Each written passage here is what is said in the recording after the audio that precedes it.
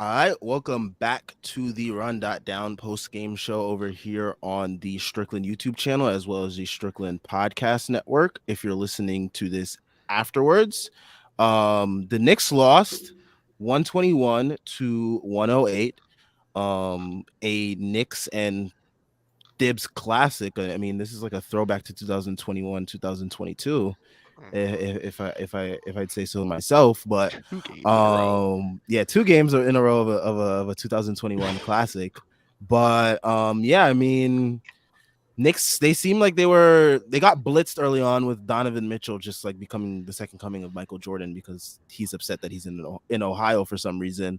For Um some reason, I would be mad too if I was living in Cleveland. but yeah, he comes out very strong. The first quarter, he drops like I think about 15 points in the first quarter or something like that. Mm-hmm. We recover nicely, I believe, in the second quarter. We go into halftime. It's about a 3-point game. Third quarter, we actually come out pretty strong. Brunson, he comes out pretty aggressive. And the defense looks more improved. A note as well as RJ was shooting the three a little bit better today, which is a positive improvement. But other than that, I mean, like it was really like Brunson really setting that tone in that third quarter of really getting us going. Um, Again, Randall played the whole third quarter, which I didn't think was beneficial, even though he was getting stuff down low on Mobley, which I thought was pretty good and which was like a refreshment from what he does in other games sometimes when he sees a matchup that he likes, which is like more of like taking more jump shots. Um, but then the fourth quarter comes and the bench is in and it just completely collapses. And then from there, it is just a mess, which we will all go through. I got Tyrese joining me. We got Jeff here and we got Doug joining me as well on the post game show. Where do we want to start? I don't even know. Tibbs? Yeah. Tired of him? Evan I, Fournier. Did you see the end where it was near the end where both Fournier and Mitch fell to the ground at the same time and they're just That all was like so funny. flopping like that? And It it's like, was man, like a Flintstones moment. that was the get those two, encapsulation of this game. yeah, get those guys out of here. We can start. No, why don't we start with Mitch? He played like shit. He was bad. Yeah, he was bad tonight. Yo, Mitch was bad. And then Breen and Clyde had the nerve to be like RJ threw that pass behind him after Mitch has been bumbling, stumbling, rumbling, and slipping the ball out of his hands the entire game. It's like RJ had a bad pass. Nah, man, Mitch couldn't catch shit today. Ugh. Yeah, I don't know. I mean, again tonight and like even the last game, it seems like against higher quality opponents that Mitch has been really struggling, or at least That's great. he might be getting into his head because like he mentioned that defensive player of the year shit, and like ever since then it hasn't looked good. You never want to hear a player like really say they're going for an award. I think, in my opinion, I think it just puts like too much in that player's head. I rather had just Mitch had just came out and balled and showed us with his play instead of telling us that that's what he wanted. Because it definitely didn't look like it on the court. And that definitely didn't help us at all. I mean, we didn't get killed on the interior that much this game because it was more of like a 3-point like barrage from the Cavs, and we can get into that directly because I think that's the main point of like why we've been struggling these last couple games and why we will continue to struggle. And that's the point of attack defense. And one thing that I've mentioned countless times on the post game streams, and I think we've all been in agreement of this, is like the point of attack defense is really, really bad, especially without Quentin Grimes out there.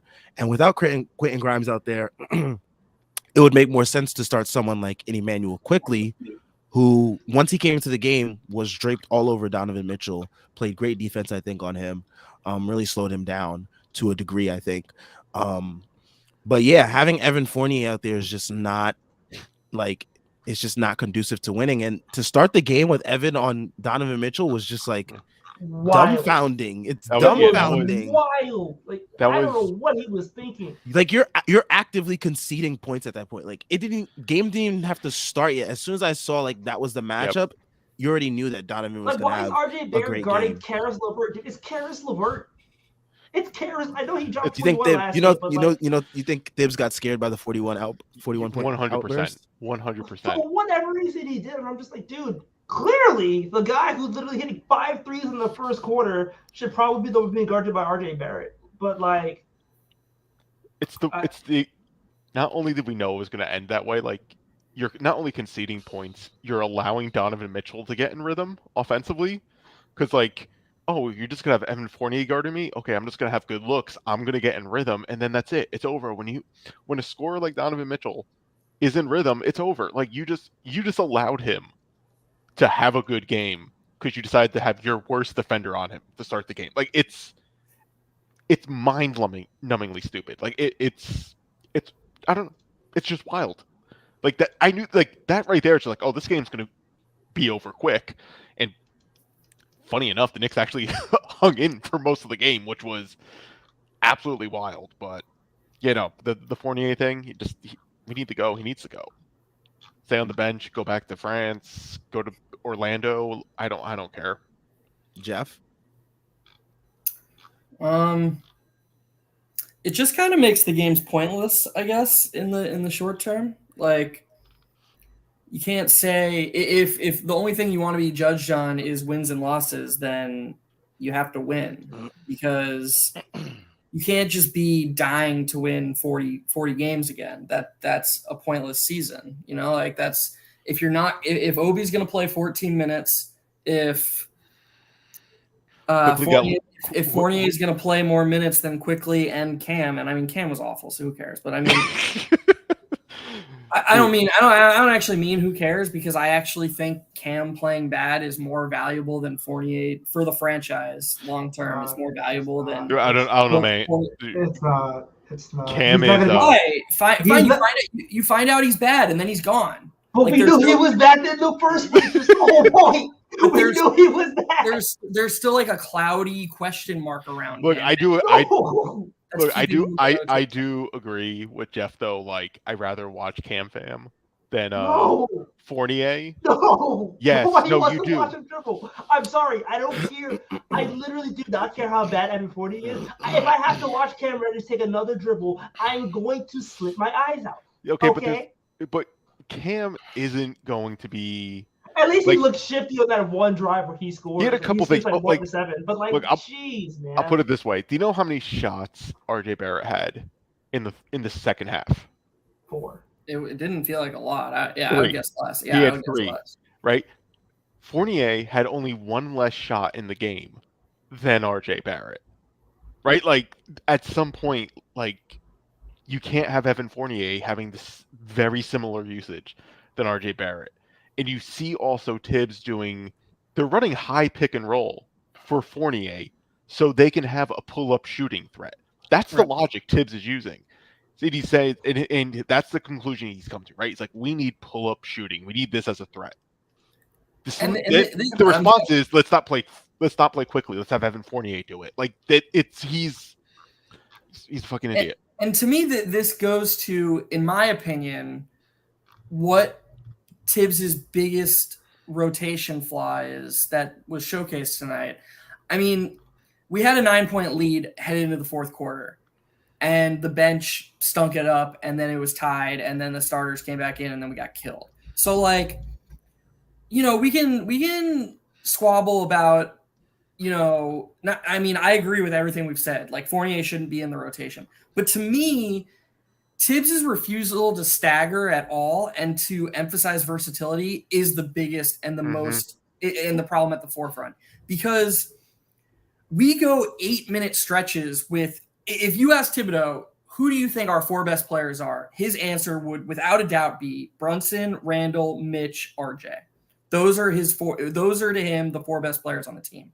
I promise you, there's no other team in the league that's sitting who the coach thinks his 4 best players are together for 8+ minutes each. It's insane. That's insane. So, and what you just said about RJ, the way he kind of gets frozen out with RJ and with Brunson and Randall, that's normal because Brunson and Randall are high usage players, and I bet they're doing what Tibbs asks of them. To do. So, what is the answer to that? The answer is to pull RJ early in his rotation and let him run with the bench, because you are simultaneously what Tibbs is saying right now is, RJ, I see you as a spacer, a secondary initiator, and a defender. You have to get your defense right. We're going to put you on the other team's best player. You're going to space the floor, and every so often, you're going to create in the pistol, or you might do some pull-up shooting. But for the most part, we're going to leave the initiating to Brunson and Randall. Fine. If that's what you want with RJ when he's playing with those two, okay, that's great. But only playing with him with those two is capping the fuck out of his ceiling.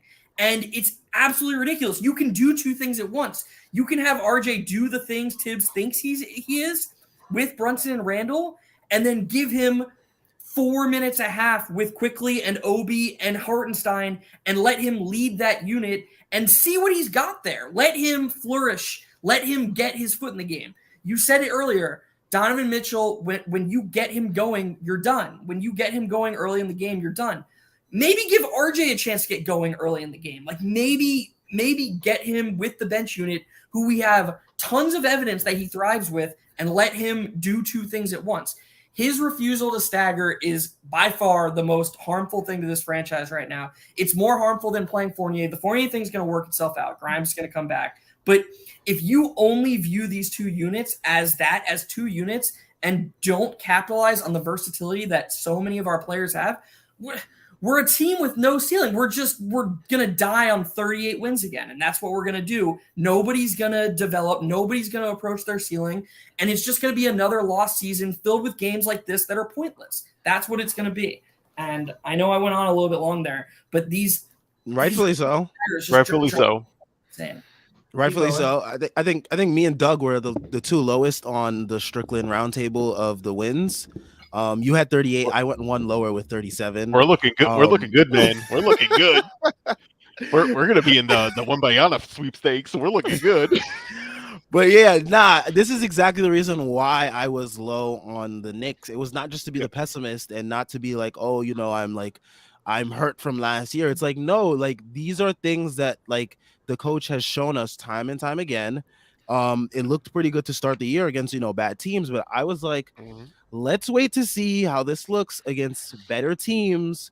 Wait till they actually lose. Is Tibbs going to revert back to the way he was last year? Are certain players going to revert to the way they were last year? Answer to those two questions so far have been yes and yes. And if it continues this way, which according to history it will, then sorry guys, it's looking like another 38, 37 win season. Unfortunately, I hate to be that negative so early on, but I'm just like looking at what I see and saying it for what it is. And if you win 38 games, you can't play Obi Toppin 15 minutes a game. Yeah. That makes no sense. It doesn't matter that Julius Randle's there. Like, play them together. You have to. You can't say, I'm doing this because I don't think Julius Randle and Obi playing together will lead me to wins, and then win 38 games. You can't do that. Like, that is franchise malpractice. You should be in jail, like actual jail. The team should charge you millions of dollars because, honestly, like, what the fuck are we doing? What is the point of this season if we're not striving to get anywhere? God, this is so frustrating. It's gonna be like this until the coach is gone, at the very least, because we know what we're getting with him on a nightly basis, in terms of these rotations and like how they're not going to help us win games. But yeah, I think before that we were speaking about defensively this team. I mean, we do assume like it's gonna get better when Grimes comes back, right? And with I his mean, sore foot, please. Why is he? He has a sore. His foot has been this sore for this long. I'm really starting to believe the theory of like it's not a real injury. It's just buying time for Cam to get minutes because there's no way he has a foot this sore for this long. It's one of the two things, right? It's either it's what you just said, or it's like plantar fasciitis, and it's really serious. And it's and they're holding off on it for like whatever reason to tell us that, which is even worse because why not just come out and say it's plantar fasciitis?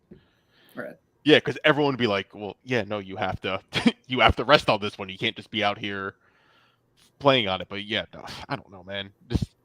It's gonna help. But I still just don't see where this team is just kind of gonna go. Anyway, like where they're going with what they're doing. Like, okay, Randall's not Grundle, right? He's not last year. He's smiling. He's smiling as like, Clyde and Breen love to. Yeah, they up love to say he's endlessly. smiling. He's happy, and Also just played a fine game tonight. Like, yeah, he was okay. Like he wasn't some moments, but yeah, like he wasn't really the problem. But I don't even think he took a single shot. Like, I think all of his shots were at the rim or threes. I can't think of one from like 10 to 20 feet. Yeah, but he also took really bad shots though. He had one mid range, and it was like a floater. So like, yeah, he was fine. I don't know. I didn't like most of his shots. He was pretty inefficient with it. But like, even when you're at the point now, even if you're just like Randall's fine or whatever, just like you watch these Obi minutes and they're really popping, and like you gotta see if it's real. At what point are you to be like, does this translate into 28 minutes? Does this translate to 30 minutes? Does this translate to 35 minutes? Like, you have to see at a certain point if it's actually something or not, because if it is, the Knicks have a significant advantage that most other teams don't, is have one of the elite people who just break out and is just an instant threat for an easy layup. Like, you can't just ignore that at some point, even if Randall is not shitty, right? Like, we could say he's not last year, but Obi is still better. So you kind of like, it doesn't matter what Randall is at this point anymore. Like, you gotta see if it's real. And you're seeing now with Obi, the threat of the jump shot is becoming more of like, teams are like respecting it now, where like he's pump faking, they're jumping, he's getting open like drives to the rim. He's able to create off the drives, finding guys in the corners for threes, or like just making that extra pass. And it's quick. It's like he's not even thinking. He's like processing the game really quickly, where it's pump fake, drive, pass it, and move out of the way, cut, do whatever it is. And it's just so smooth. You're like, yo, can we see this for more minutes? Can we see this with better players on the court next to him? Can we stagger, please? For the love of God, please. Like, you can't just play Brunson with Obi 0 minutes. Like, that's just I mean, it's just another example of silly stuff, but I don't know. I actually didn't have a problem with Obi getting pulled in the fourth quarter. I thought his shift in the fourth quarter was really bad. Yeah. This isn't an excuse because it was complete shit, but one thing to kind of keep in mind too, because of Tibbs' inability to like stagger and do stuff. Obi's out for probably the last 5 minutes or so of the second quarter, halftime, full entire third quarter, then comes in. He's doesn't get game time for at least 20 minutes game time plus 30 minutes for halftime, right? So you have him coming in completely cold. Completely agree. I was actually just about to say that you can't have Obi play the half he did in the first half and then not play him in the third quarter. Right. It's awful. He was complete dog shit because he kept leaving Kevin Love open, which was just stupid because he was clearly making a shot. So it's like, hey man, how about you force Kevin Love to dribble the ball? Like, he's not dribbling. Kevin Love doesn't dribble. That's scheme based too, though, right? Like Tibbs wants him to show on the ball handler and then recover. So I know it's again, yeah, you're right. It's like a whole thing because you're right, because if Obi isn't trying to trying to prevent the layup from happening, Tibbs is going to pull and be like, why didn't you chase down? And it's like, well, I'm not chasing down because I'm not leaving Kevin Love open for a three. And it's like that's very sound logic for probably all 29 other teams in the league, except for, I get it if you have like Hartenstein as like your defensive anchor, right? You kind of do want to collapse because he's not really a rim protector. You don't really need to do that for Mitch, but like they do it with Mitch too, and I think they got to ease off. Like, Tibbs has to ease off on taking away the paint at all costs, because it's not, you're going to get nights like this, and it's going to happen a lot more too. It's not like the league is getting better at 3-point shooting. You're going to have nights like this. It's going to get worse, and like you said, Jeff, it leads to like 500 basketball. It's a fine strategy when you have Quickly or Grimes or Deuce in, because you don't need to dig or to hedge to cut off the paint because these guys are all around screens. Even Cam tonight. That was I joked or not joked. I was serious when I said I thought he played a really bad game. But I thought the only besides that 3 hit, really the best area of his game was fighting around screens. I thought he was really, really active on the ball when somebody tried to screen him. He was really, really good at navigating those screens and like just being disruptive in general. But when you have Fournier and your number one mantra is we cannot allow anything at the basket, well, okay, he's literally the human version of a red carpet to the basket. So now all of a sudden the scramble's on because Fournier gets beat and somebody's got to help and somebody's got to help. And what you see is the first quarter, which was 15 wide open threes. And yeah, they got hot. And I couldn't believe we were only down 7 when the bench came in. Wild. Yeah, it was wild. Yeah. Tyrese, you have anything you want to add? I fucking hate Tom Thibodeau. I don't. Huh? What? I fucking hate Tom Thibodeau. I'm gonna go. Yo, he's killing me. Before we get into some comments, time for the ad read. NBA fans, the wait is over. Basketball is back. So tip off the season with DraftKings Sportsbook, an official sports betting partner of the NBA. New customers can make any $5 NBA moneyline bet and get $200 in free bets if your team wins. Check this out. In addition to the usual bets, everyone can boost their winnings up to 100% with DraftKings stepped up same game parlays. Go to the DraftKings Sportsbook app, opt in, and place a stepped up same game parlay today. With payouts bigger than ever, DraftKings Sportsbook is where I go to bet on the NBA. Tonight, for tonight's lone late game for the Lakers versus Nuggets, if you're watching and you want to put this in, I like Jamal Murray over threes, Anthony Davis over points. Do with that as you will. I'll probably also take Nuggets money line because the Lakers suck. Download the DraftKings Sportsbook app now. Use promo code TBPN. Make any $5 bet this week and get $200 in free bets if your team wins. Only at DraftKings Sportsbook with promo code TBPN, as you see in the corner of your screen. Minimum age and eligibility restrictions apply. See show notes or show description for details. All right, let's get into some comments. We had quite a few actually rolling in before we even went live. I guess someone was like super angry and just wanted to like vent in the chat. Shout out to Brian Benjamin, who just like let off like 7 straight comments. But he said Cam can be so selfish as a player. He should be banned from creating. Let's not have Julius. He should be banned from basketball. Like he just needs to be banned from touching the ball. If he even touches the ball, it should be like a night in jail at minimum. Like I'm over it. I'm done. I'm done with Cam fam. I'm done with like people who believe in wacky waving inflatable arm filling men. Like I'm over. Like the Slim Jim isn't that good. He looks like a Slim Jim. He looks like a Sour Patch straw, whatever you want to call it. Are you hungry? I am, but like I'm just over it, and I'm done. You're like naming like convenient snacks. I never want to see Cam Reddish play again. Like I'm at that point where I'm done. But I do want to highlight this one comment from Brian Benjamin, which kind of goes with what we're saying is Knicks were at their best when they were playing fast and making the tall dudes on the Cavs move. I'd love to see the Obi Randall lineup to push the offense. It's not happening. You know what's annoying about that though? If you talk to somebody who would defend Tibbs, they'll always bring up the rebounding and the rim protection. Obi was great rebounding tonight, by the way. He was, but how fucking arrogant are we that we assume that like this Evan Fournier lineup doesn't have any leaks? Like, why are the problems with our starting lineup now not just as relevant? So the defense of rebounding and the rim protection makes it so Randall and Obi can play 0 minutes together, but Fournier being a fucking red carpet to the rim, okay, he's just locks up 25 minutes a game. Like, where's the logic in that? Why is it on Randall and Obi to prove that they can play together, and on the starting lineup for the 3rd consecutive year gets 800 minutes together to prove that they can't play together? Like, it's just so inconsistent and baffling. It's fucking ridiculous, man. Yeah, I mean, yeah, couldn't have said it better myself.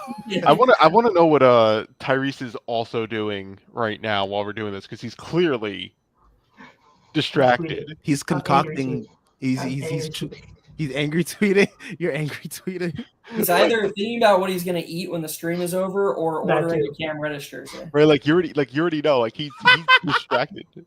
I'm angry tweeting right now because some people don't know. Like, it's the Donovan Mitchell conversation where people are just like, "Oh, do we want to have that conversation on stream? Yeah, No, I'm kind of pissed about it. I kind of want to talk about something too, what was driving me nuts during the broadcast. Fucking what was Breen, that? especially Breen, was just like Knicks fans. Gotta hurt Knicks fans to watch this performance. You know what Like, hurts? Shut you know up, what dude. hurts Knicks fans? Tom Thibodeau's rotations. You know what hurts Knicks fans? Cam Fam doing those layups. You know what hurts Knicks fans? Like Mitchell Robin, like Fournier being a trash can on defense. Like those are the things Knicks fans are concerned about.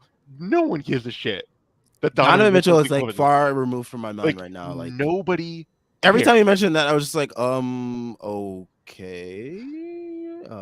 Are we supposed to care still? Like, Plus, Jalen Brunson's still better, so I don't really care. yeah, Jalen Brunson cooked them on a couple possessions. That's all that matters. We take the win. We take the win where we We take the small little battles. Yeah, exactly. You won the game. I want the ISO. That's all I care about. That's it. That's all I care about. Okay, we got Nemo here. He says most of Knicks Twitter has taken a massive dump on Fournier for not being a good point of attack defender. That's surprising. LOL. While RJ in the end probably did worse, but quite nobody commented on that. Classic. Nemo heel turn. Wow. Tyrese's influence. I feel like with RJ, it's like I don't know if like I don't even know what to say. It's a lot of it is effort, but like, do we think there's a reason for the effort? Is it because he knows he has to cover up so much for Fournier anyways? Like he's just like fuck it. Like isn't it like what it is? Or Thanksgiving or something? So like, it already passed. Look, okay. Learn your Canadian holidays. Yeah, I don't think RJ has been good on defense. Mm-mm. He's been 2 years. Right. Like that's not shocking. I think he's been pretty bad overall, but that poor play is actually kind of more related to inconsistencies because he did have, like, he played better in the second half in like Memphis, for example. Like he's had more moments in Charlotte, right? He's had more moments of good defense than Evan Fournier.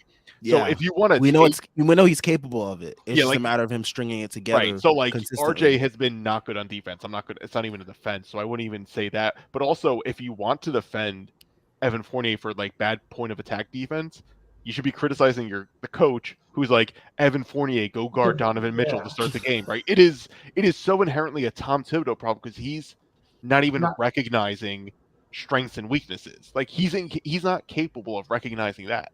Like Fournier would be so much better coming off the bench, right? Like it would make so much more sense for him. He doesn't have to defend like better players. He wouldn't have to be running high screen and rolls like Tibbs is making him do. Like if he's coming off the bench and he's on a heater, then you can play him. Like there's clearly a role for him where he can thrive in, and he's clearly still good because like he makes a shit ton of threes. It's not like he's a bad offensive player. The Knicks are just not using Evan Fournier right at all, and it's becoming another one of those things with like Tibbs where like the focus is on a player for not playing well because the coach is also not putting him in the correct role. Alec Burks all right over again. It's happening. It's Evan Alfred, it was Kepba, and then it was Burks, and now it's Fournier, and it just feels like 3 years in a row he hasn't optimized the players the way he should be optimizing the players. Well, and at that point it falls on coaching.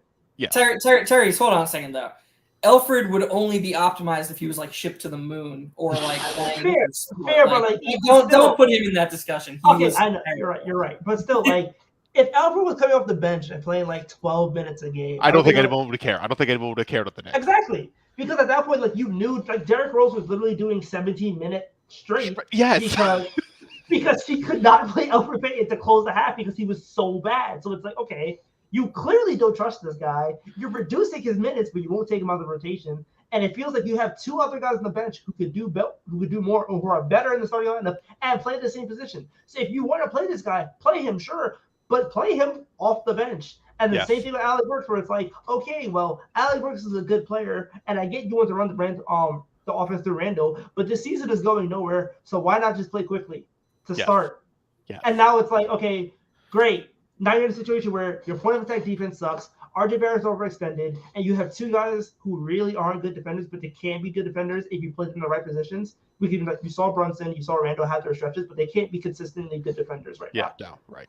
So now it's like, okay, great. You have this great point of attack defender who's also a guard, who can also scale up or scale down, and also gives you the pull-up shooting that you need from three, because he doesn't need a high screen and roll to shoot from three, because he will literally shoot as soon as he crosses half court. And it feels like, well, the switch is right there. What are we doing? Right. It's the same thing for placing different players. It's the same Tibbs. It's the constant, right? This is the constant. It's the Keith Bogans thing. Like we're seeing it. It's the same thing. And it's always with a vet. It's always with a vet. It's never with like, oh my God, Emmanuel Quigley is getting too much minutes. He can't handle it. Oh my God. I wish. I wish we would be like, hey, can quickly stop playing minutes, right? Like we're so far from that. Like the whole thing is just insane. Like this really is a Tibbs issue. Like I know there was a huge debate especially like the offseason between like Randall and Tibbs, and I think both had valid points who was worse. But you're also kind of seeing where a garbage fight. Right, yeah, it's like you're just picking two things of garbage, and then you can also see that like Randall has times where like, oh, okay, he's really not that bad, right? And you're just like, then what is the same stuff is still happening. Why is it? It's because Tom Thibodeau doesn't change. And we're probably going to have this same conversation in these post games while watching these games over and over and over and over again, because it's the same post games pattern. Back to last year's vibes. Yeah, right? I know people are so excited. It's continuing. Like last year has leaked into the beginning of the season so far. And realistically, the season before that leaked until last year. Right, like we're seeing. The problem is like Randall isn't shooting 41% anymore. Right, it's pretty like Randall's not making that insane, Jordan-esque turnaround fader, right? Like he's not making that shot anymore. He's not making his open threes. So like everything has gone downhill for that, and Tibbs isn't adapting or changing anything. It is so constant. Like you just need to. His philosophy is you just need to execute my game plan better. My game plan works, and it's like such an accurate statement. And it's like that's what defenders say too. Right. Well, I mean, if you just did what Tibbs wanted you to do better. Oh, God. And it's like, what blows my mind is basically like he knows there's a problem. That's the worst part. He knows there's a problem. He recognizes he knows there's a problem, but it's not. He's not the problem. He's not the problem. Right. It's others. Right. Like, Quickly is closing on halves. Quickly is closing on halves. So it's like, okay, so if you think Quickly can close out the half, and you think that Quickly is a better player than Evan Fournier, because you literally in the most crucial moments of the game. Right. And remember his words, it's not who starts, it's who closes. Who finishes. Yes. So he clearly is like, okay, Emmanuel Quickly makes more sense with the starting lineup than Evan Fournier. But for some reason, the wires aren't stupid. And he's just like, well, I'm going to start Evan Fournier because you know what? He's put in 10 years. He deserves the services. I don't get it. Right. It's also the same thing for the past 2 games, right? Teams are dropping hard on the Knicks when they're running screen rolls. Understandably so, right? They're saying pull up and shoot. That's what like every team right now, especially Milwaukee. Milwaukee did it the entire game. They went under, I think there was a possession where the defender went under RJ like 3 or 4 times. Like Bobby Portis literally was just like every time with the screen rescreen, Bobby Portis is like, I want you to shoot. I want you to shoot. Right, and it's just always like they're back and teams are daring the Knicks to shoot, and that's why you're seeing. So Tibbs' counter is, okay, we need someone to be a pull-up threat. We need a shooter on the court who's a pull-up threat. Right, that's the logic. He assessed the situation correctly. But the application was we're going to have Evan Fournier do high screen and roll. I get Evan Fournier is a decent pull-up shooter, but not like that. Right. Like it's that sort of thing. The level that we need. Right. It's just like you need a different type of pull-up shooter.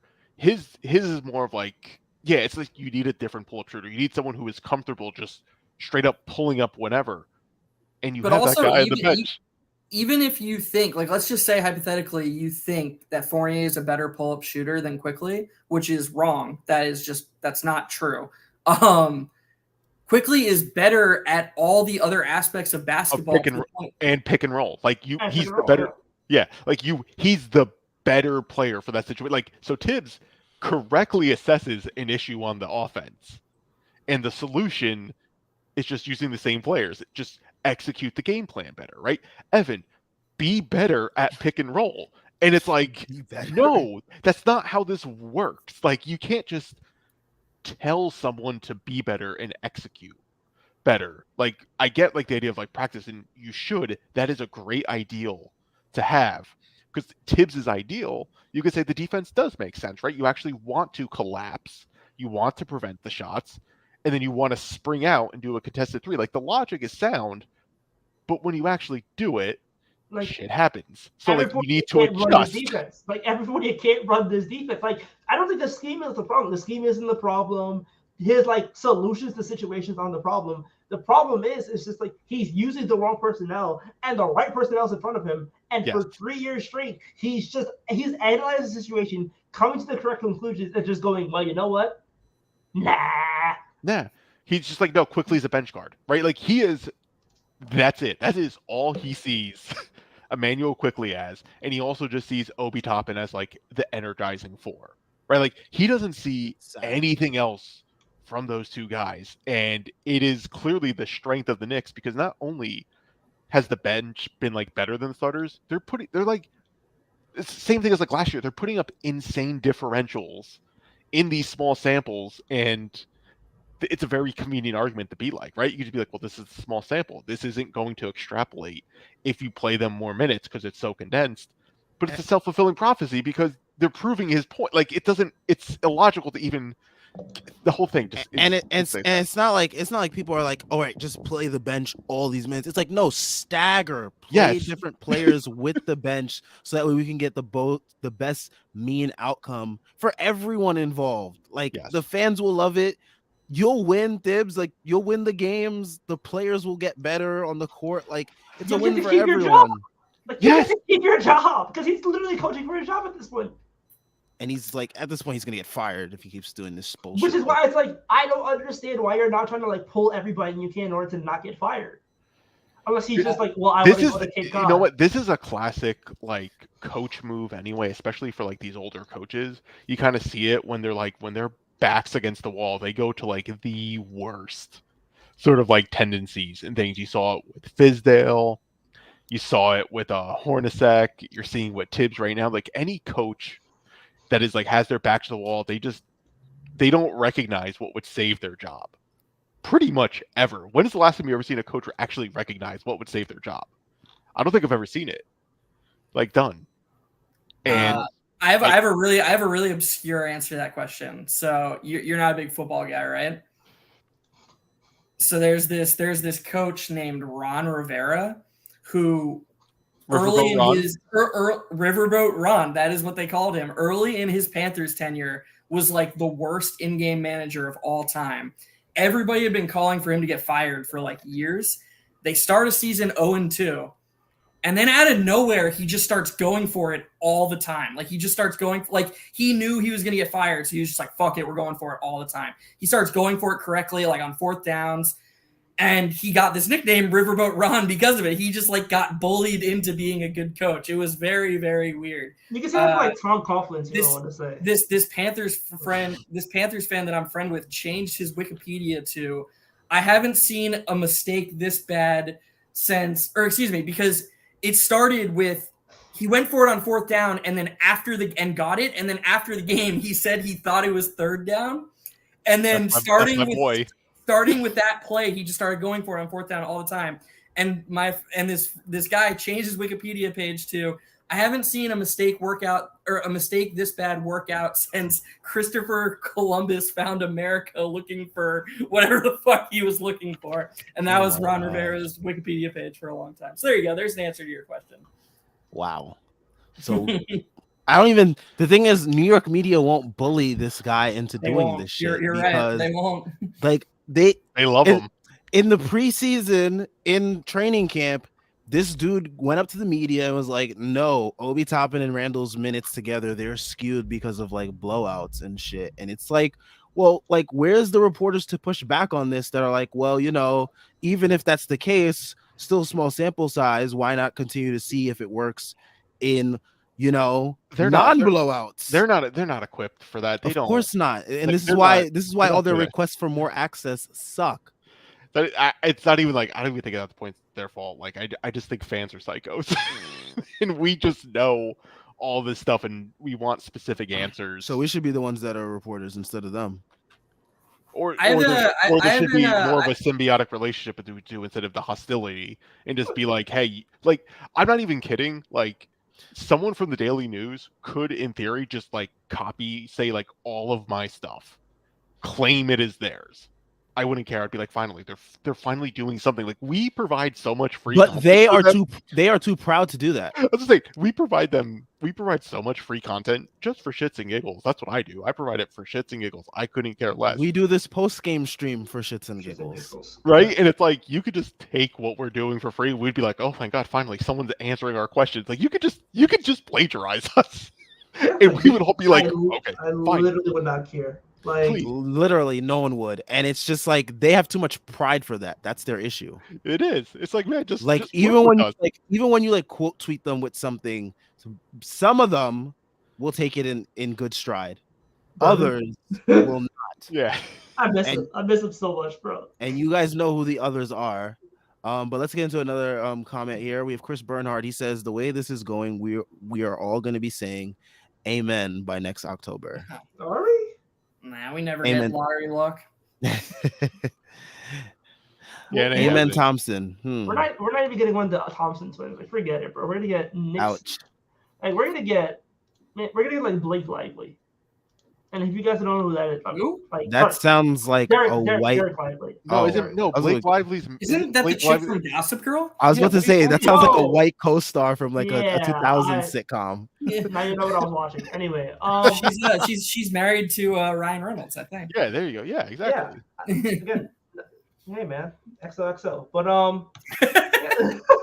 yeah, like Terrence's mind is like totally far removed from the Knicks at this point. He's just like, fuck this team. Like, bro, the Giants. Sam, I gotta be honest. You are the last person who can accuse someone of having their mind on chicks. Like with what your Twitter timeline looks like. I mean, you know. Oh my gosh, how did I not see that coming? How did I not see that Yo, coming? why do you gotta do that to Sam, man? I should have seen that Dude, coming. calling him is like a treat. I don't have to do anything. It's like it's Sam liked. It's fucking awesome. Oh man. god damn, that was cold blooded. Oh shit. Oh man, I've chilled out. I've chilled out recently. I've chilled out. Bullshit. I've chilled out recently. You haven't? I chilled. I've chilled. I've chilled. Yeah, I've chilled. I've chilled. You sure about that? Yeah. You really sure about that? Yeah. If I had a towel, I would throw it right now. Yo, check it out today. It's just Knicks, Giants, and like whatever else is going on right now. You didn't tweet anything about how people are looking on Instagram with their Halloween costumes? No, you didn't tweet that. I have no idea what you're talking about, man. I have no idea what you're talking about. Let's get back into some basketball, folks. Oh man, poor Sam. Poor Sam's getting slandered. Hey, I am just doing right by the people. That's all I'm doing. You're doing. I wasn't complaining, man. I'm doing right by the people, man. You're doing. As long as folks is happy, I'm happy, man. I'm happy. That's it. Nothing makes people happy like TNA. Hey, I ain't get much complaints, man. I just hear good reviews. So that's it. That's all I get. Good reviews. We broke Tyrese. Here we go. Oh man. Chris Bernard also says, I will say Thibs should have pulled Obi earlier in the fourth. Yes. Okay. Because he stopped trying to guard Love. One thing that bothered me the most was probably the defensive coverage. It seems like we should probably try more to switch, but it seems like everyone is confused on like what to do. Like that one Kevin Love 3 where he got the 4-point play. It's like Randall and RJ didn't know what the coverage was. So RJ had to like run for his life and then end up fouling Kevin Love. He didn't foul Kevin Love. Kevin Love kicked his foot out. That was a bullshit call. I guess, yeah. I'm saying that was a bullshit call. But yeah, also, if RJ just doesn't if Donovan Mitchell doesn't run out, then the 4-point play, that was a bullshit call too. There were some weak ass fouls the refs were calling all the entire game. That's not the reason why the Knicks lost. I'm just ranting about the refs being shit because they were. Yeah, they were inconsistent with a lot of their calls, but I will say what you call it. If RJ doesn't run out there though, if he doesn't have to run out, then it's not a foul. Like they just don't call it, or Kevin Love doesn't even kick out his foot. Like he just probably pump fakes and then like moves on and moves the ball. There was an angle on that shot, I think, where they were showing it basically from like the opposite baseline. Mm-hmm. I don't think RJ was expecting Randall to blitz. Yeah, they're not communicating. I just don't understand what's going on. I didn't think he was expecting, and then RJ's like, "Oh shit, he blitzed," and then like, "Oh shit, he doesn't have the ball anymore." Like, what just happened? And then then you get that. You get a late rotation, a bad closeout, 4-point play. And Randall is at his best defending when switching onto smaller guys. Like he's not good at drop coverage. The entire team thrives when they switch, and for some reason we don't switch. No, none. Like even Mitchell Robinson, even he's fantastic in drop, and I will give him credit because the drop really works for him. But like he can still do his own switches. Like Hartenstein's better as a switch. Like everybody in the team does better when they're able to switch because Brunson can use his strength to like leverage people like 1 to 3 because he's really, really fucking strong. And like for some reason we just don't switch, even though like we would play Julius and drop, and it's like again, nobody on this team gets optimized. It kind of feels like ultimately it's coaching. It's just coaching, man. And it's just really frustrating. I have an X's and O's question about what we were talking about earlier. So y'all were talking about the Bucks game and how far back Brook Lopez was dropping. Why don't the Knicks just screen higher for their ball handlers and get them a little bit more of a runway when guys are dropping that deep? Wouldn't that be the logical adjustment? I feel like we screen far too close to the 3-point line. I think Ariel did a breakdown of it on his Twitter feed. There was an instance where we did screen up a little bit higher. I think it's the difference between where Mitch and Hartenstein screen, because the screens that were a little bit lower were more Mitch screens, and Hartenstein was moving up and he was screening higher. Jalen Brunson did get a open 3 on that, but he ended up missing it in that clip that Ariel ended up showing in that thing, and I assume that was probably the case for most of that night. But that would be the most logical thing for the team to do, and hopefully they do continue to do that. Or also play quickly. Yeah. or have the guy who's a pull-up threat take pull-up shots when the defense is dropping. This fucking guy, man. He's the worst. He's truly the worst. And the beard makes it worse too. Yeah. Let me see. We had a comment here. Oh, Ace Bouchard says that Tyrese is looking at Randall highlights. Are you? No. I'm looking at your likes to make sure that you're not liking Urtrash midstream. I'm not even on Twitter. So I got up. Jordan Buff says Thibs is coaching like Nash and Boone of Yankees tonight, but there's one big difference. Is talent of Yankees and Nets can cover for their coaches' fuck ups, while Knicks cannot. I will say with the Nets, their talent is not covering up for their coaches. Hey, bro, I don't care how bad Tibbs is. Compared to Steve Nash, man. Steve Nash is just Iuska and vibes. Like, come on. Are we sure the Nets are even more talented than the? They're not. They're not. TJ Warren is on this comeback after a comeback. Like Patty Mills is washed. He even still alive? He is. He cut his hair, bro. I haven't seen TJ Warren since the bubble, man. Yeah, no, I don't know if that dude's alive. Seth Curry might be like dead. Nah, he played the other night. Oh, he didn't do much, but he didn't do much, but he played. Yeah, but like they just lost to the Indiana Pacers, bro. Like, I watched that game. I did too. I hate watch that game, and I was like, oh, so this is what it feels like to be disappointing. Can't believe you guys actually wasted a time watching that. What else am I gonna do, bro? I'm not going to any parties. I'm in here getting what I need to get out of these scores. I'm thriving on Nets hate right now, but like literally, you look at the Nets, they don't have anything. Like Ben Simmons cannot shoot on fast breaks. My dude was running away from the rim on a fast break. He looked like me in pickup. Like it wasn't funny. Dude, Ben I go Simmons for is- dimes. I don't go for finishes. I go for dimes. Dude, Ben Simmons is trash. Like we're He's looking at terrible. man, he needs to smoke something for games, man. I don't know. He needs more than that. He needs to go on like a complete one of those like DMT? psychedelic, like one of those like He needs a- psychedelic trips where like He they needs an like intervention. where like reset your mind, your brain Like, yeah. synapses. He needs that Phil Jackson stuff. Yeah, exactly. He needs that Phil Jackson like reset. Yo, he needs some Phil. He needs to sit out in the desert for like a month to sweat it out or something. He needs to be reborn. Like my man is. He is. How do we feel about this? When RJ guarded LeVert, he went 1 for 9, was non-factor in this game. I will say to that point, before we continue with this comment, LeVert sucks. He had a completely like he had a completely outlier shooting game against the Boston Celtics. Do not buy LeVert in Boston. Yeah, that 41-point game was probably one of the fakest outbursts that we are going to see for the whole season. Do not fall for Karis LeVert. Yeah. Do not. So he said in this game, asking RJ to guard quicker guards like Ja, D, Mitch, Ivy is going to struggle while also having to cover for trash D Fournier. Exactly, which is why Fournier should be starting and playing the pound of attack. Yes. Like, RJ's a good defender, but you can't have him be your best defender. Yes, you have to have it matters in what context that you have him defending in. You also can't have him guard the point of attack because he's too slow for that.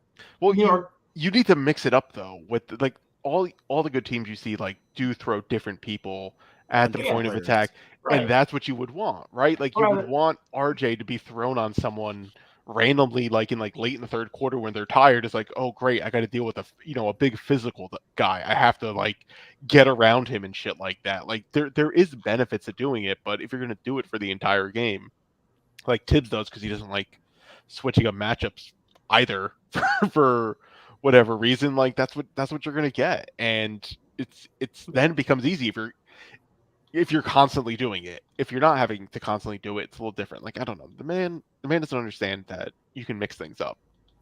He doesn't understand that you can be flexible. Like there's a script. He clearly has a script, like, and you have to go through this script exactly. And if you deviate from that script, you're gonna lose. Apparently, according to Ace Bouchard, though, that nothing in that script had anything in mind for Donovan Mitchell and Kevin Love pick and pop game.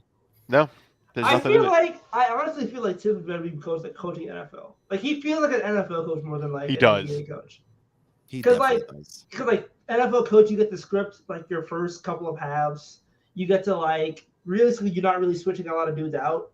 Like there's NFL is way more rigid, but like NBA is a lot more like fast and loose, less players, more dynamic players, stuff like that. But like, dude, I just look at it and I'm just like, what are you doing half the time? Like, I saw 40 of the first position for Donovan Mitchell, and I'm like, I tweeted about it. I think everybody tweeted about it because you're just like, wait, what? Why? Yep. What's going on? Oh my god. And it may seem like to people watching, like we're kind of overemphasizing the Tibbs aspect of this, but it's really hard to not do that. Not do it. To break down if there's like a bunch of dominoes, the first domino are these decisions that Tibbs makes. They lead to all the other things that we're talking about. So all the sort of ancillary details of the game that we can get into, like if you want to and you're interested, like every player had something we could really talk about. It's affected by these big decisions that Tibbs is or isn't making. Like if Grimes comes back and we fail with Grimes with the starters and Fournier playing with the bench, and he's still not staggering, like, yeah, we'll talk about that a little bit, but at least like there will be other things to talk about that aren't like that. The point is that this all starts with Tibbs, and there's no other lens with which to view this game because everything is impacted by this decision to start Fournier, by this decision to play Obi only 14 minutes. Like you have to start there. It's the overarching elephant in the room for this franchise right now. Yep. Yeah. So Nemo says, I guess this is from Dallas. I guess he tweeted this today. People forget that a huge reason Tibbs can have Obi can leak out the way he does is that IQ is such a good rebounder for a guard. That too. Yeah, Yes. I mean, yes, that's a big like one of the best things is that Obi can leak out because the Knicks actually have good like smaller guys who can rebound. It's pretty nice. Again, that's why you should probably play like Obi, RJ, and IQ together more because then you have two guys who can grab the rebound and push the break. Right? Like you have that there. That's actually the one thing Randall did very well in the third quarter is the Knicks have guys that can grab the rebound and go. And Yeah. I don't know why that's just not embraced that much. I mean, like I don't know, like it works sometimes, and it's like when shit hits the fan, they just revert back to very slow, slogging isolation basketball that just it doesn't work. Like you have depth and you have guys who want to run, and I don't think they run enough. Like that's what I don't think they just run enough in general. And like the When offense has been good, but like the problem is, yeah, I think like they don't run when it matters. I think they run for like the first 3 quarters, yeah, and then then they like stop. and they stop, and it's like, wait, why?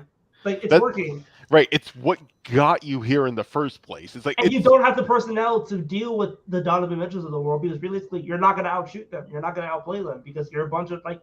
This team is better than the sum of its parts, and they should play like the sum of its parts. They should be playing faster. yes. They should be playing more risky. They should be doing things that's not turning into like your ISO guy versus my ISO guy because their ISO guy is going to lose out. So like, I don't get why the insistence to slow it down when you don't have that guy. And I like Brunson, but he's not that guy yet. And I don't think right now he wants to be that guy because he's still trying to find his footing. Mm-hmm. It Yeah, just last couple makes no games has sense. been kind of passive. Yeah, like I think he's just got. I think he's still like. He thinks Luka. Like I really think like when you play with Luka, you know like Luka's gonna take that shot, and he has to learn that okay, no, that's my shot now because realistically nobody else in his team can take that shot. Right. So now like it's gonna take some time for that to like adjust because he's really like an off-ball kind of guy. Like I love Brunson, but he does a lot of like he's cool with literally being like Chris Paul, where he would just facilitate all the time and somebody else will take the shot from him.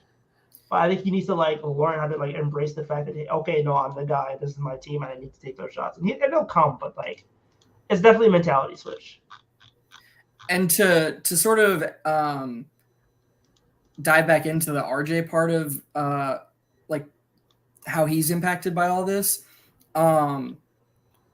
what you just said about getting out and running and how quickly being a good rebounding guard is so key to this because nobody on the team enables RJ in transition the way Quickly does. It's night and day how RJ plays when he's on the court with Quickly and when he's on the court with anybody else. And we saw that against the Bucks.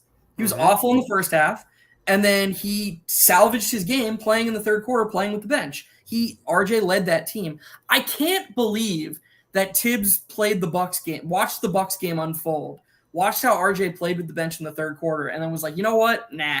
Like, we're just not going to do that this next game. And then RJ played 0 minutes with the bench in this game. And I don't he understand. doubled down on Derrick Rose minutes. Right. I don't understand where that comes from. It doesn't even have to be like he could play with Rose, but it could be Rose quickly. But with Tibbs, it's either or. Right. So yeah, this is where we get like right. This is when, like Jeff was saying, we start having these discussions where we talk about the game that's on the court, right? Then we talk about we talk about different solutions and things that can be done. Jeff's right. You could play Derrick Rose and RJ Barrett together. You can mix it up. And then when you ask, well, why aren't they mixing it up? This is where we do. We fall right back because it's kind of upsetting, right? It's last year all over again. Like, it's really whoever wanted negativity on these streams. Someone was in the comments for the first couple games was like, "Where's the negativity?" Well, it's here. You're welcome. Thank Thibs for this. And the negativity is back. It's gonna come back, and Brunson is just gonna make some of these losses. Like Brunson is basically gonna make up for some of it. And pretty much. And that's really it, right? Like he's gonna stabilize things enough where it doesn't look as bad. Like if I'm not saying Brunson was necessarily good tonight, like he was fine. But if this was Alec Burks running point, spectacular, right? Like if this was Alec Burks running point with Cleveland, this would have been a blowout significantly faster, right? Like then if it was Peyton, it would even be a contest. Like the fact that the Knicks were in this game until the fourth quarter was kind of impressive given how well that Cleveland was shooting.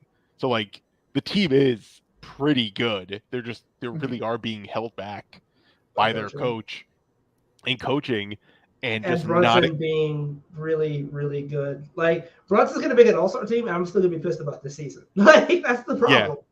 That's where I'm at. I'm just like, wow, we have an all-star, like a legitimate star level player, and I'm gonna be like, well, this team still has nothing because their coach is really, really inept.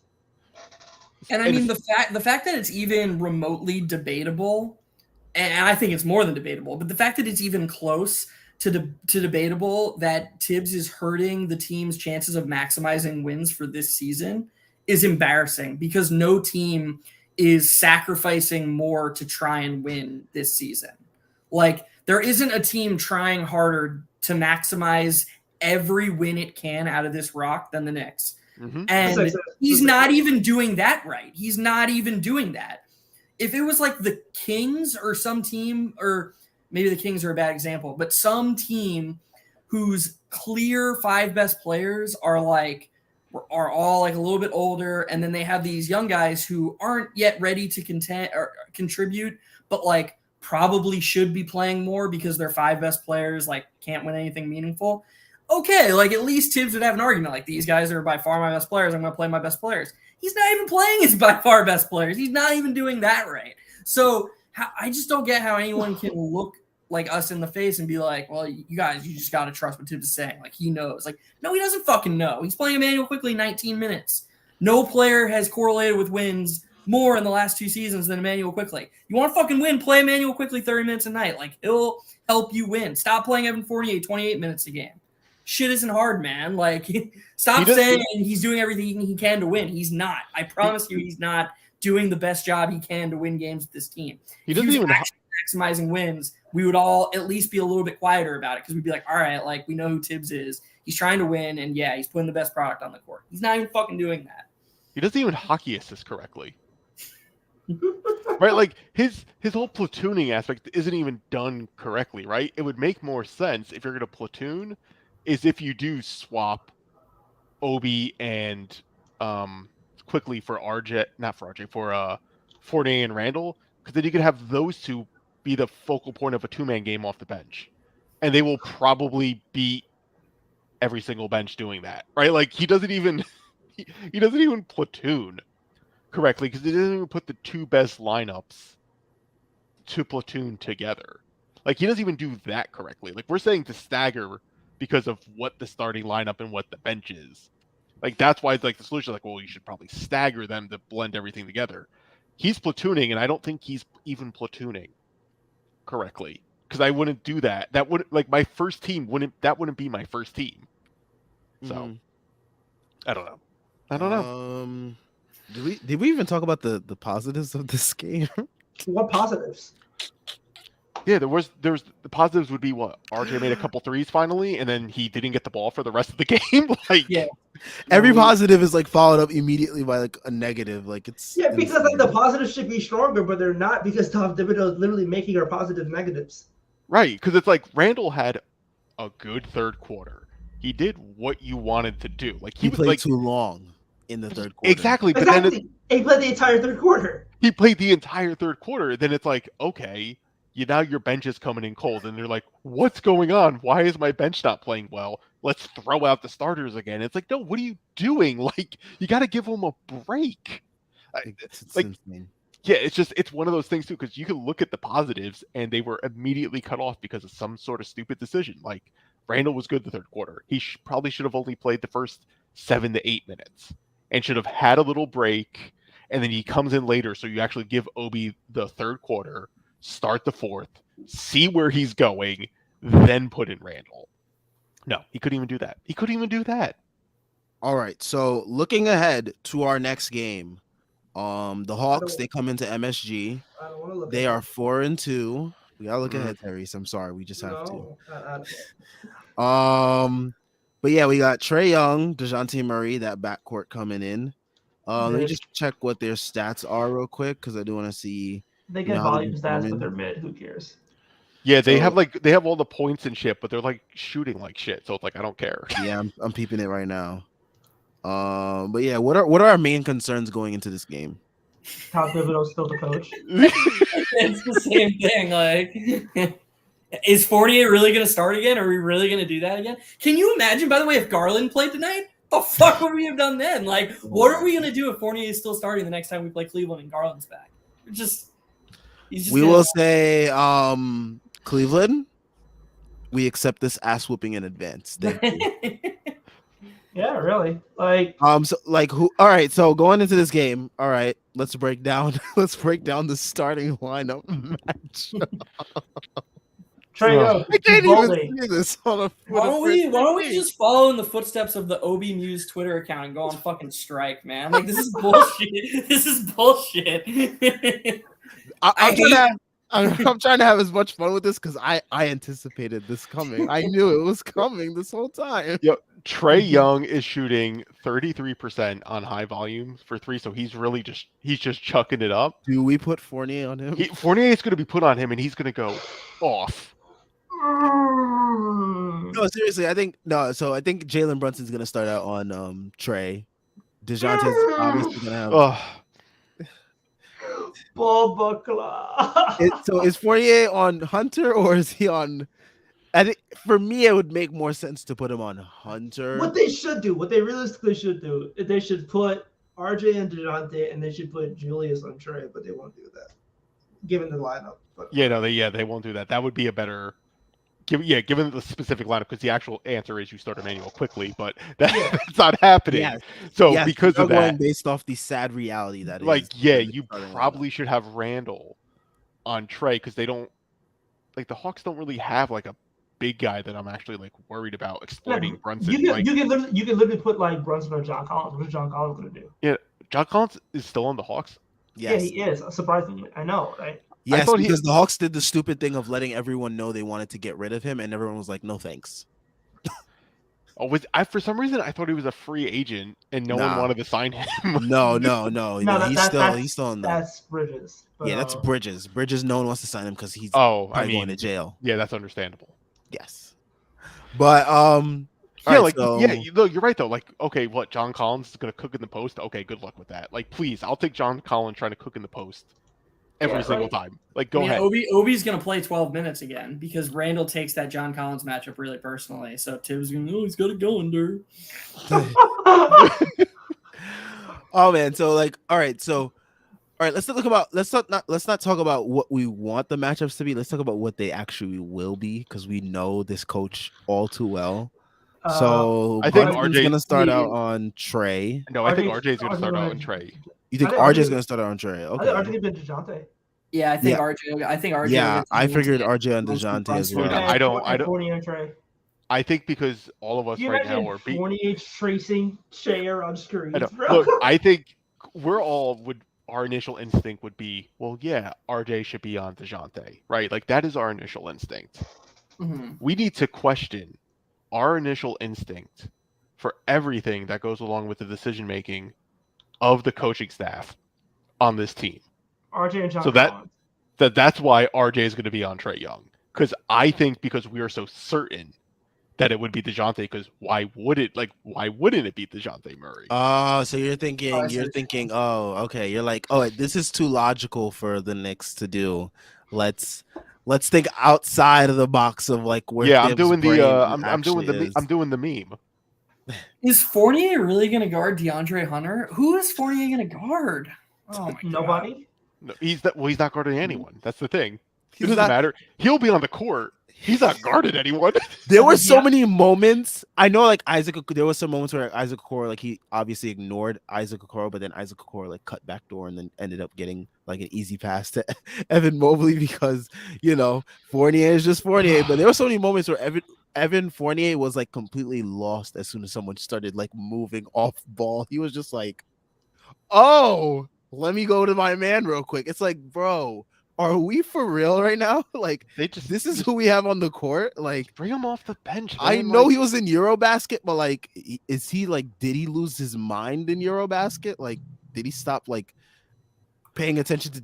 Oh my God! I still think this is I don't think the coach is using Fournier correctly. I honestly think that it's a Tibbs problem. I think Fournier would look better with a different coach. He would. Probably. Like, but he's probably one of the best. Well, statistically, he's like one of the best non-Steph shooters in the league, right? Like, he clearly has a definitive skill, and it's knocking down shots. And the team doesn't even allow him to knock down shots. They're having him run high pick and roll now. Like, he doesn't even get a chance to just be a knockdown shooter. Like, nothing makes sense. Nothing any of the decision making, the game planning, nothing is really making sense. So I don't think Fournier is even being utilized correctly. Like, we know he's not that great on defense. You got to do a better job of hiding it. And a good way to hide it would be him coming off the bench, but that's not going to happen. Yeah. So, I don't even know where to. Yeah, because you weren't on screen. You didn't hear anything I said. No. I mean, I heard some of it because I had my headphones outward and they pretty loud. Yeah. But yeah, I'm sure. Oh my gosh. Yeah, I'm sure. But yeah, I mean, going back to the matchups, Julius is obviously going to be on John Collins. 100%. Mitch is going to take that matchup personally. He's going to take it so personally. He's going to have a game, which is didn't Onyeka Okongwu have like a stretch against us in one of those games last year where he absolutely murdered us in the paint? Yeah, but it didn't matter because they still lost by like 10. They did.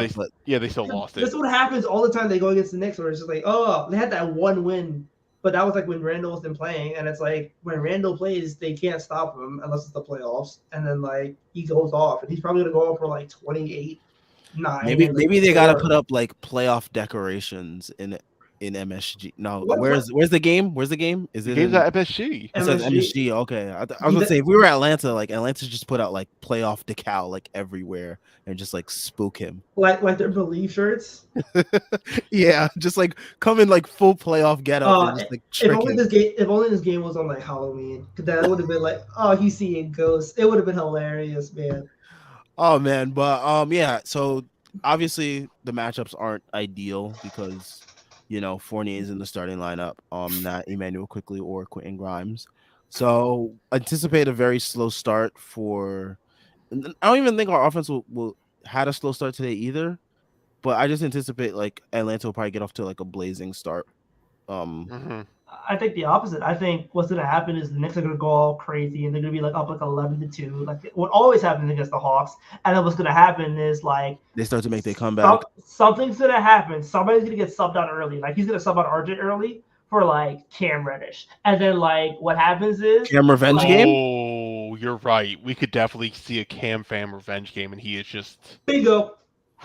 And the revenge game is going to be him playing for the Hawks once again because he's gonna sink the lineup, and then like we're gonna be like, oh crap. That's what Tyrese has been doing over there. He's writing Cam hate fan fiction.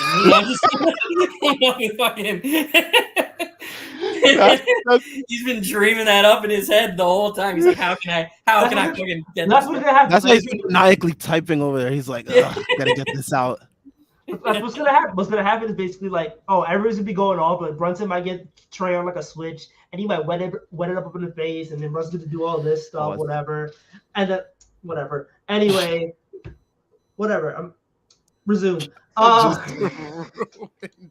ruin everything. I can't think anymore. You know what I'm saying? Cam Reddish is gonna stink it up again, and I'm gonna be really tearing up my hair on Tuesday. I can't wait. Oh man. But yeah, that game is on. Or he's gonna like light up MSG. That would be hilarious. I would jump. Imagine Cam 30 ball against his former team in MSG. Oh my god! The crowd just like going crazy and like that's Jay from that's just like his skin. That's Jay from Florida, erotica. Dude, I would be so ecstatic to have like one of those games. Like, remember when they had like the Austin Rivers game against Utah? Like, I need one of those. Type of games from Cam Fam. You need him throwing up gang signs? I don't want that. No, I need him. I need the whole experience. Like, I don't need that. I need everything with I need it. I would. All right. Do we think we win this game? Yes. No. It's Hawks regular season. Yes. Yeah, I think we win. I think no. Do we win handily, or is this like one that goes down to the wire? I think it's a double-digit win.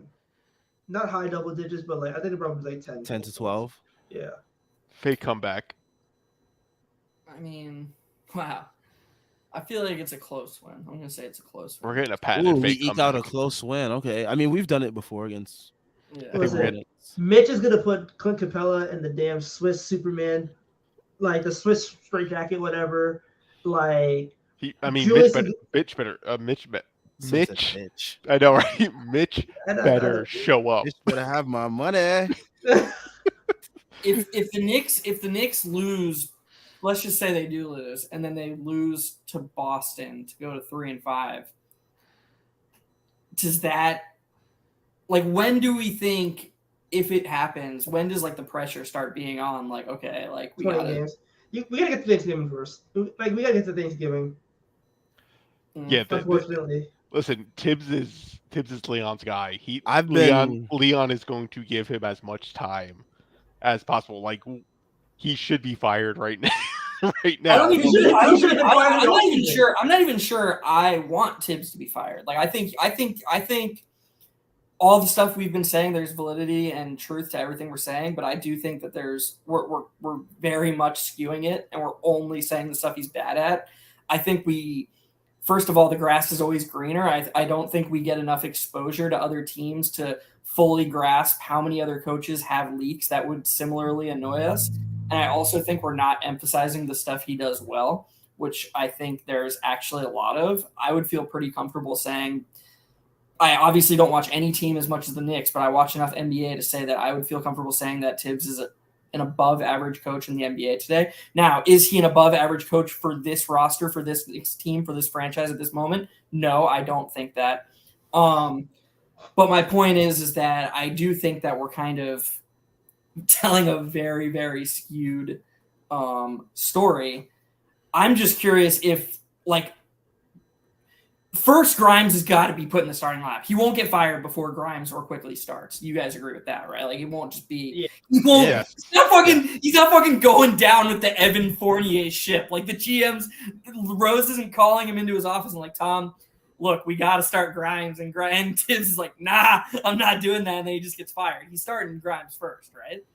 Yeah, definitely. There's definitely going to have to be a starting lineup change before. I hope so. But, imagine if he doesn't start Grimes. Oh my god. If he goes out with the shift start and Evan Fournier, that's gonna be the saddest way to end a career. I think sorry. so. Yeah, I don't know. I don't know. The thing is, like, if he starts Grimes and the team wins, like, they're gonna be a 500 team, I assume, and like all he needs to do is start Grimes, and he gets job security. Like his pathway to job security is so easy. The problem is like he needs to like acknowledge it. And if he doesn't do that, then like I don't know. Maybe he just wants to retire. I don't know. Like he might just be one like a Sean Payton. Who knows? This idea that Knicks fans are like we are a grueling fan base, but like if Thibodeau won 35 games this year, but there was like real growth from RJ Quickly, Obi, Grimes. Oh, he'd still get fired. Oh, he would absolutely get fired. He'll get fired, but I think the fan base. Fired, but I don't think I think the fan base would be more supportive of him. I think at large the fan base is supportive of him. I think the problem is like the vocal minority on like social media sees him to be an idiot. Because like, remember, for a lot of fans, he's the best coach they've had in a decade. Yes. So like the bar is in hell. The bar is in hell though for exactly. So like I think he has a lot of fan support because like he is coach. He won Coach of the Year and he gave us a playoff berth. He shoved that coach up his ass for all I care though. I know, but like we saying that, but like if you ask the average fan, they're probably gonna be like, the average fan is stupid, Tyrese. I know, but what I'm saying is like the average fan is gonna be like, oh, he's still a decent coach. Like he's the best coach they've had since like Mike D'Antoni. And like, what are you gonna do? Like, remember, the average fan is in that 48-person Knicks Twitter thread, and they're probably gonna be like, oh, you know, like Tyrese, that thread is stupid. That's the point. That we shouldn't base things off stupidity. I know, but what I'm saying is like to a lot of people, like he's a decent Do you not live in the world? I do, sadly. I just ignore all the stupid shit. We base everything on stupidity. And I know I ignore most of it. You know, we could also, like, if you want to do a Tibbs defense, like, you could just be like, well, the front office didn't consolidate, which is also a big thing, too, for the offseason. Yeah, like, he's probably going to be like that, too. Like, I didn't want these dudes. Which is totally fair because everyone would be like, well, yeah, the Knicks should have consolidated. Like, there is an argument for Tibbs to be Like maybe he like, has arguments. That's the problem. Don't give the No, stupid people no, ammo. fuck that. Don't. Fuck Tyrese. Fuck the. I didn't want these dudes. We made that excuse for him last year. We can't. If Tibbs is gonna cry unless he has Reggie Bullock on his team, fuck him, dude. Like, you're not gonna win with him. So no, I think we would agree with that. What I'm saying is, you could shift some of that blame into the front office because Don't give the stupid people ammo. There is all I'm saying is it's gonna get real nasty in the next. yes, I do like. I think given what the team overall is doing, they're very much trying to thread the line of we need to win and develop, and it's one of the hardest needles to thread. And you got to make hard decisions at some point. And the Knicks front office, they didn't make that hard decision. They tried to with Donovan Mitchell, but I still think it was a good thing that they didn't, because having Brunson, Mitchell, and Randall as your focal point for a team would not be fun. You are asking multiple fans to have a good time, but then also you're asking for multiple fans to jump off the George Washington Bridge. Yeah, they're not.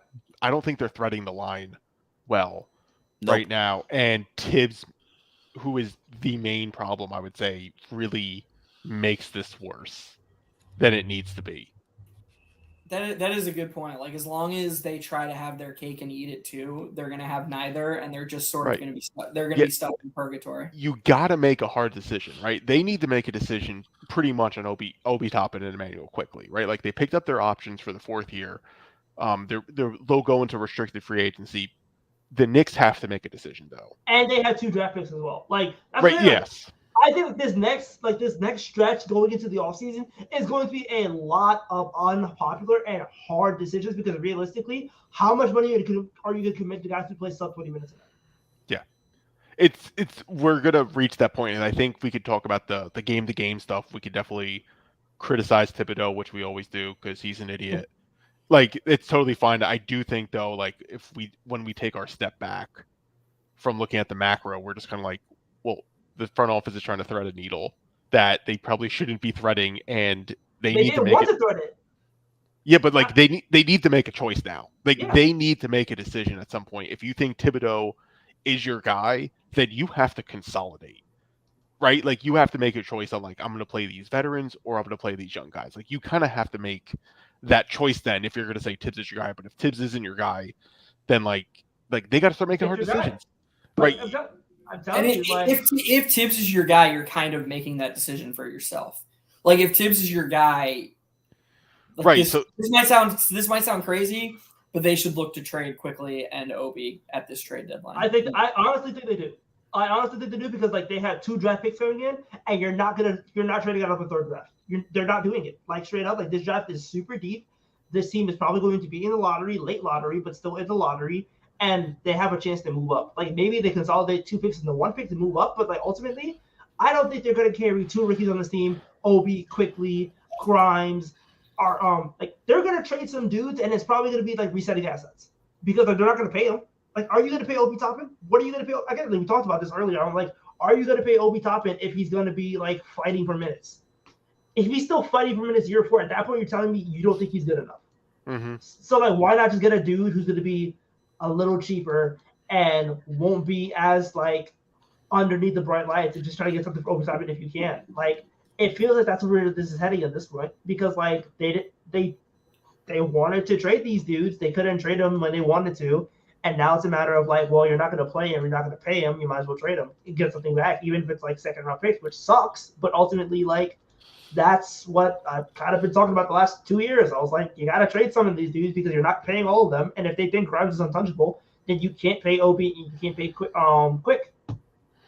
Someone if I was the Suns, I would be looking at Obi. I would call about Crowder, because, and I would say, can we get what can we do to get Obi or Quickly for Crowder? In some, like, obviously you'd have to do more, but that would be their path to keeping the ship going after Chris Paul. Like, if they got Quickly, who's only a few years younger than Booker, and this This team makes that trade, yo. Right. I This think fans are marching to MSG I doubt it. I with think the rope legitimately, I think you could be like, for yo, those two tubby bastards. hey, if you're the Suns, you tell the Suns, yo, I want an unprotected 2020 like 4 pick, and I want like a protected 2026. And I think straight up, a lot of fans would be like, you know what? We got 2 picks out of it. I bet Tibbs, if it was Obi, would be fine with it because I think he would be driving Crowder Obi would himself fill the for going backup to Phoenix. Crowder would fill the backup 4 role more naturally than Obi would in his mind. I'm not saying he actually would, but he would fill and then he wouldn't have to hear about it either. Like This Crowder is a could fucked up person. Crowder could play his 15 minutes a game, fill in for Randall, and then Randall could, and that would be it. And then he would get Obi out of here. And I actually think if I'm the Suns GM, I see if I can make something like that happen. And honestly, I think the front office probably like, well, we have more picks to trade. And honestly, that's all they want is more picks to trade. So like, I mean, like, Sam's getting mad. This front office He's like, is fucking stupid. I mean, They're like, fucking yeah. stupid. This front office is stupid. The coach is stupid. Someone needs to take one for the team and do something. Any crazy fan out there, if you're listening, now is your time. Please don't report that. Now is your time. Sam's gonna walk to MSG and put glue in his hands and stick it in. Nope, I'm calling out crazy fans. If you're listening, now's your time. This has been the signal guys you've showed been up waiting with for. guys showed up with Wait. torch and a shirt that says Sam sent me. I'm gonna cover our backs and say allegedly. Yeah, allegedly do this. Oh my god. Jesus.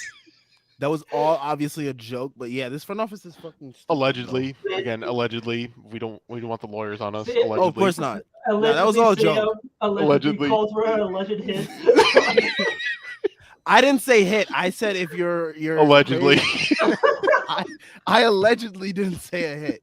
I allegedly called for someone to Allegedly. do anything. That doesn't mean anything. Yeah, he did say anything. For all anyone knows, Sam could have Exactly. just been saying like, "Show up with a box of pizza," you know, like. Yeah, it could be, you know, just I'm And gonna it's clean the- literally anything. It's up for interpretation. You could I could say, yo, go give them a hug. Like it literally means anything. It's anything. But yeah, this front office is stupid. The coach is stupid. The fact that they are like in cahoots with each other forever is stupid.